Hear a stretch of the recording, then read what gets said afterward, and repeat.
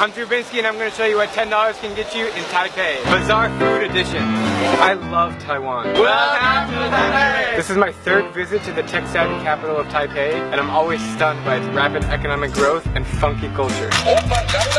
If there's one thing I know for sure, this city is one of the food meccas of Asia. So much food! There are dozens of night markets where you can try any Taiwanese dish from a street food vendor. Yes, I mean any dish. Thank you very much. Today, we're gonna think outside the box and see how many bizarre foods I can get for $10.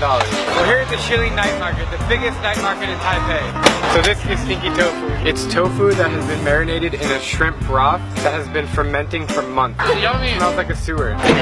We're gonna get some pig blood cake rolled in hot sauce, peanuts, and cilantro. It's actually really good. You would never know it's blood. Next on the menu, we are getting some chicken hearts. They don't look very appetizing. Not very good. I'm out of here. Chicken feet. These are eaten everywhere. It's very bony. Duck tongue. Yikes. First time I've ever tried it, and I'm gonna eat the whole thing in one bite.